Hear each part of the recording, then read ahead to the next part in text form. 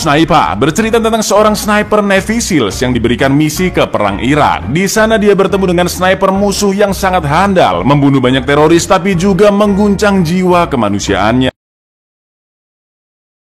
Seorang bocil bernama Chris Kyle sedang berburu rusa bersama ayahnya menggunakan senapan. Bakat snipingnya sudah terlihat dari kecil lur. Dengan jitunya Chris bisa menumbangkan rusa dari jarak jauh. Itu semua berkat latihan dan didikan ayahnya agar berani melawan siapapun untuk membela yang lemah. Someone tries to fight you, tries to bully your little brother, permission to finish it. Chris pun tumbuh bersama adiknya Jeff menjadi seorang koboi rodeo dan juga mengelola peternakan pribadi. Setelah Chris memenangkan lomba rodeo malam itu, dia akan memamerkan sabuk medali bergengsi ke ceweknya Sarah untuk semakin memikat hatinya. Tapi naas Sarah malah berselingkuh berhasil oleh dengan koboi jamet nggak pakai babi. Bu Chris pun langsung memiting dan mengsikat selingkuhannya lalu mengusir mereka berdua. Leave them alone! Get your stuff and get out. And your shitty fucking leg. Meskipun sudah diselingkuhi dan akhirnya putus, tapi Chris tetap santai menikmati hidup sambil minum-minum bareng adiknya. Lalu mereka melihat berita tentang penyerangan kedutaan Amerika di Kenya yang memakan banyak korban jiwa. Amarah Chris pun terbakar melihatnya dan memutuskan untuk bergabung dengan militer. Sampai akhirnya Chris masuk ke Navy SEAL, yaitu pasukan operasi khusus di semua sektor, laut, udara, dan darat. Boy, I know it's shit, your ass is sweet me the best. I'm looking for warriors.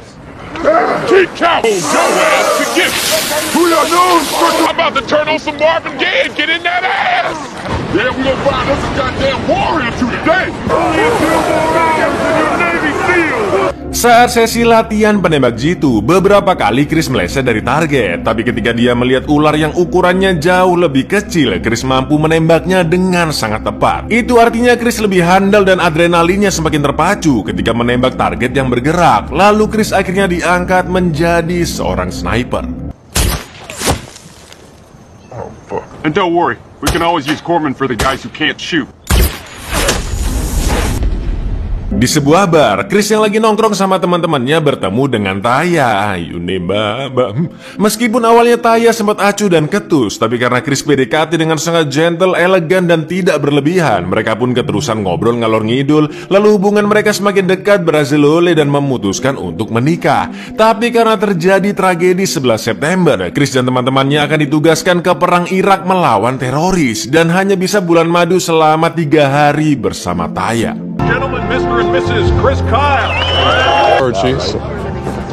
Just got the call, boys. Don't gonna be 6 weeks, babe. I'm so afraid. That's what they say. Woo! Yeah! Woo! Sesampainya di Irak, Chris dan pasukan lainnya ditugaskan ke Fallujah untuk melindungi pasukan yang sedang melakukan penyisiran di jalanan kota. Di misi pertamanya, Chris melihat seorang emak-emak dan anaknya yang sangat-sangat mencurigakan berjalan ke arah konvoi pasukan Amerika. Lalu Chris sadar jika lengan wanita itu tidak bergerak karena sedang memegang sesuatu. Ternyata dugaannya bener dong, wanita itu membawa sebuah granat AKG Rusia yang diberikan kepada anaknya. Lalu tiba-tiba bocil tersebut berlari ke arah pasukan dan Chris langsung menembak mereka berdua. You got eyes on this? Can you confirm?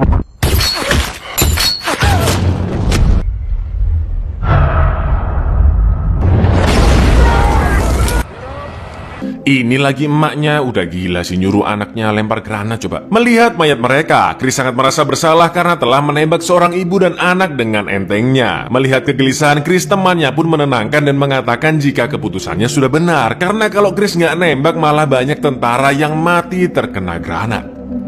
Di misi berikutnya, skill Chris yang memang terlalu OP berhasil menembak supir mobil bom yang masih bergerak dan pasukan penyisir pun terselamatkan. Chris juga sangat jeli menemukan seorang pria yang sedang menanam peledak, juga seorang musuh yang akan menyerang.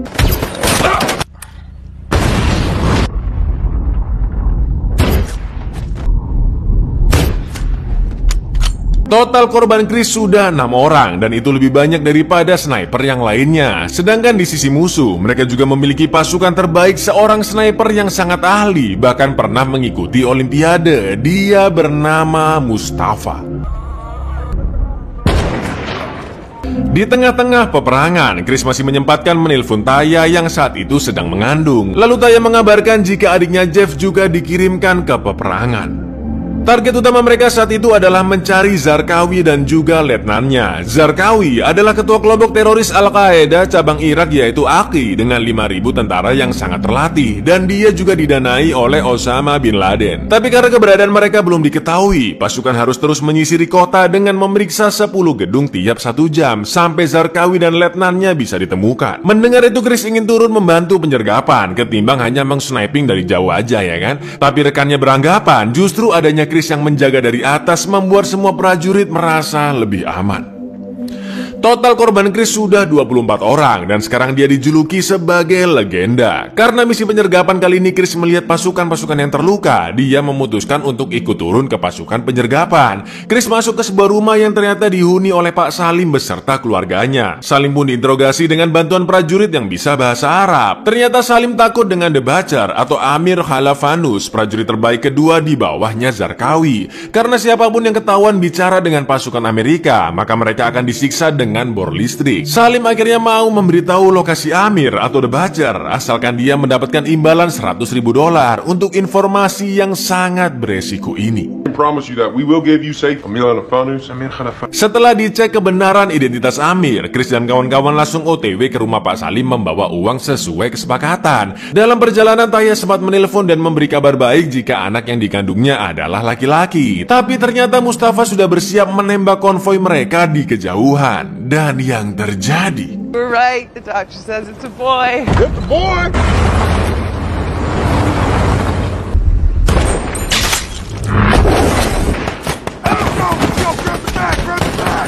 I got Tang in the window.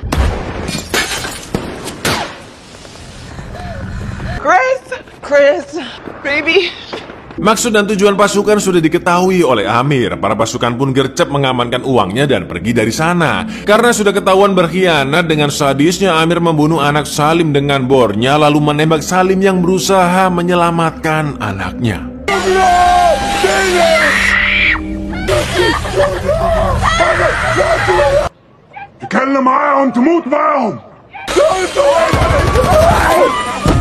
Agar bisa kabur dari kekeran Mustafa dan bisa naik ke rooftop, Chris melemparkan granat asap. Tapi jelas Chris nggak bisa melawannya karena dia nggak tahu lokasi pastinya, plus cuma bawa senapan biasa. Untungnya Chris masih selamat meskipun helmnya keserempet pelurunya Mustafa. Misi kali ini pun gagal, keluarga Pak Salim terbunuh, Amir berhasil kabur dan pasukan tidak mendapatkan informasi apapun.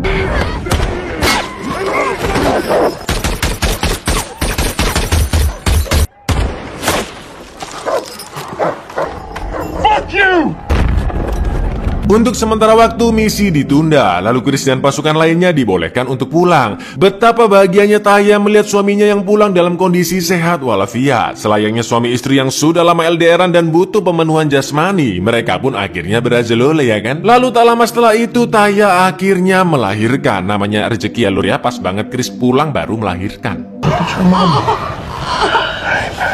Meskipun sudah memiliki momongan, pikiran Chris masih berada di medan perang. Karena perang masih berkecamuk, korban banyak berjatuhan, tapi dia masih hidup santai dan damai di sana. Karena hal itu mereka pun sempat sedikit cekcok, dan Taya meminta Chris pulang dengan selamat demi keluarganya. Setelah itu Chris akan kembali menjalankan penugasannya yang kedua. Tapi sebelum berangkat, dia bertemu dengan adiknya Jeff yang juga akan menjalani misi. Jeff pun terlihat sangat stres dengan peperangan ini dan dia hanya ingin kembali pulang. What'd you say? Fuck this place. Karena kemampuannya, Chris bukan hanya terkenal di kalangan pasukan Amerika, tapi juga di kalangan teroris. Al-Qaeda menyiapkan imbalan $180.000 untuk siapapun yang berhasil membawa kepalanya Chris. Di lain sisi, Chris juga telah diberikan tim khusus untuk meringkus Amir. Misi penyisiran dimulai kembali. Malam itu mereka memeriksa salah satu rumah penduduk yang dihuni oleh Pak Malik sekeluarga. Mereka pun diinterogasi dan ditunjukkan foto Amir, tapi tidak ada yang mengenali wajahnya. Karena situasi dirasa aman, para prajurit memutuskan tinggal di sana. Sampai akhirnya mereka berhasil menemukan Amir di sebuah bangunan. Check this out.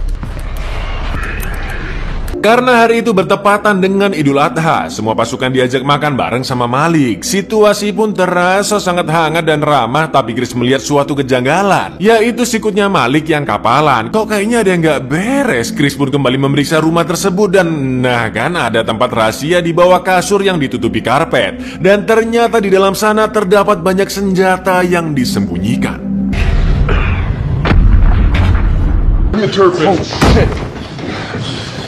Daripada dibunuh, Malik lebih memilih membantu mereka masuk ke markas Amir. Prajurit pun bersiap-siap di pos masing-masing untuk melakukan penggerbekan. Sampai akhirnya sesuai namanya, The Butcher yang juga bisa diartikan sebagai tukang daging, ternyata juga menyimpan banyak daging di dalam sana, tapi daging manusia. Ternyata Amir dan kawanannya berhasil kabur melalui lorong buatan dan menyerang balik tentara. Tembak-menembak pun tidak terelakkan lagi, tapi Chris yang sangat jeli berhasil melihat Amir yang akan kabur dan langsung membunuhnya.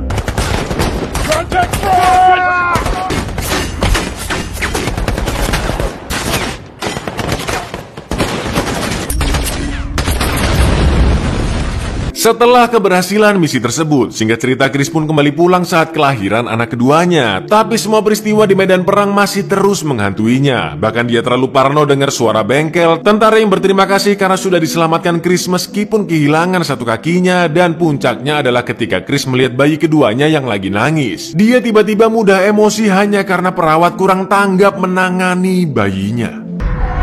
Hey, tend to my daughter, please.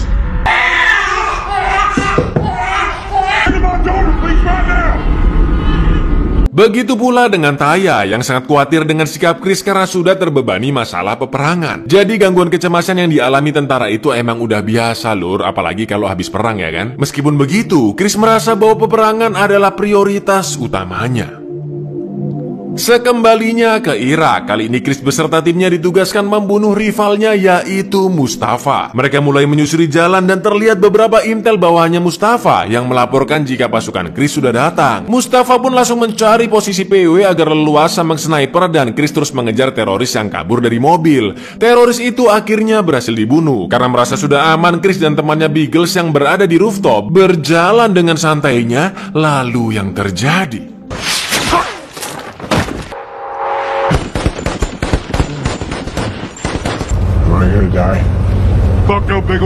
kondisi Biggles sangat kritis karena peluru melukai pipinya cukup dalam. Dan Chris memperkirakan Mustafa menembak dari jarak 1 kilo lebih. Setelah Biggles dirawat, Chris dan rekan-rekannya kembali mencari Mustafa untuk membalaskan dendamnya Biggles. Tapi saat mereka mendatangi perkiraan lokasi Mustafa sebelumnya, kelompok teroris sudah menunggu di gedung lain dan berhasil membunuh Mark.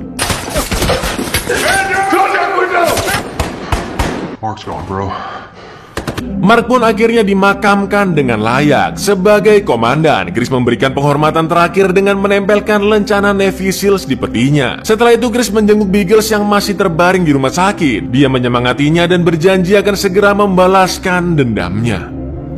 Sementara itu, Taya memberikan ultimatum yang terakhir jika dia dan anak-anaknya akan pergi dari sana ketika Chris nanti kembali dari peperangan. Itu karena Taya sangat ingin Chris berhenti berperang dan fokus dengan keluarga kecilnya. Chris pun langsung memeluk Taya agar pikirannya bisa lebih tenang. I don't think we'll be here when you get back. Baby, I need you here. Fucking bullshit. You don't know when to quit. Di penugasannya yang keempat, Chris sangat terpukul karena mendapatkan kabar bahwa Biggles telah meninggal saat dioperasi. Chris pun teringat dengan ucapan Taya bahwa dia harus selamat agar bisa kembali ke keluarganya. Chris yang memantau keadaan sekitar melihat teroris lain yang akan menembak bazooka dan langsung membunuhnya. Setelah itu terlihat bocil yang iseng ngambil bazookaannya. Dek, tolonglah dek, nanti dibunuh kamu dek. Untung aja ini bocil nggak jadi nembak ya kan.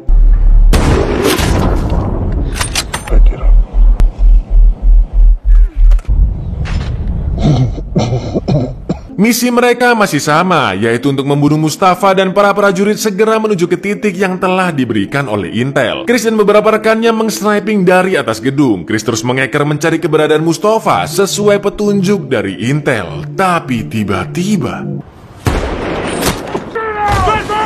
ternyata mereka salah posisi dan Mustafa ada di arah yang berlawanan. Chris pun mengganti posisinya dan terus mencari di mana lokasi Mustafa. Hanya berbekal suara tembakannya, Chris berhasil melihat sedikit pergerakan di jarak 1,9 km lur, atau setara 21 lapangan bola. Jauh banget ini, masih bisa lihat dong, luar biasa. Pasukan cepat tanggap pun langsung dikerahkan untuk menyergap Mustafa secara diam-diam. Karena terlalu mustahil Chris bisa menembak dari jarak sejauh itu. Tapi karena pasukan baru bisa datang dalam waktu 20 menit dan Chris sudah mendapatkan insting yang begitu kuat. Bahkan dia bisa tahu jika Mustafa mengincar salah satu temannya. Chris pun memberanikan diri untuk menembak lebih dulu. Sampai akhirnya 2,100 yards out. That's more than a mile. Impossible shot, Chris.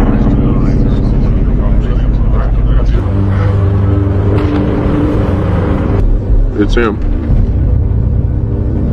Oh, it's him. It's your call, Chris. Do it for bagels. You just fucked this legend. Moncrot ndak sih? Tembakannya sangat di luar nalar, Cuk. Cuma sekali tembak langsung koit Mustafa lur. Meskipun misi berhasil, tapi tembakan Chris tadi membuat kelompok teroris Aki mengetahui lokasi para pasukan. Mereka pun langsung dikepung dari berbagai arah dan sudah jelas pasukan Amerika kalah jumlah. Echo 7 Kilo, you have Tango Heavy Gun on your green side.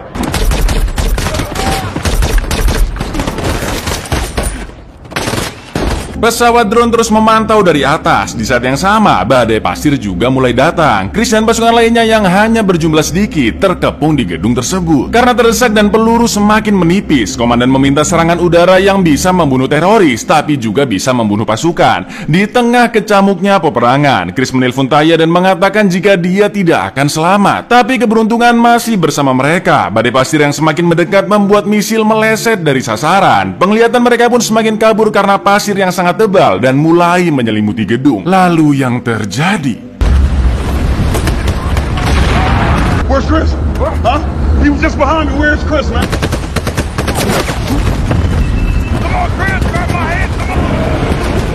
setelah misi tersebut, Chris berhenti dari Navy Seals dan sepenuhnya menjadi warga sipil. Tapi gangguan kecemasannya semakin menjadi-jadi dan dia masih ingin membantu prajurit-prajurit di Irak. Chris jadi suka menyendiri, temperamental yang tidak sewajarnya, dan mendengar banyak suara ledakan juga tembakan di kepalanya.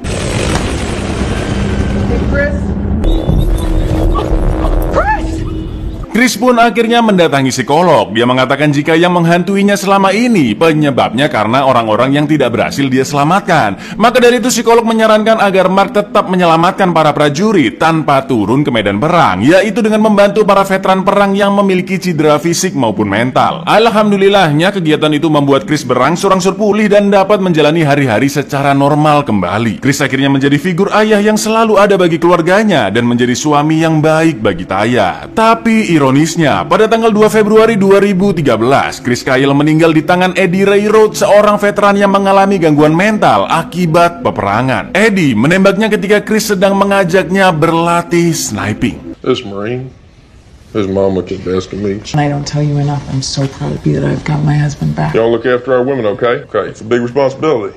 Wait, what you say? Yeah. All right, let's go.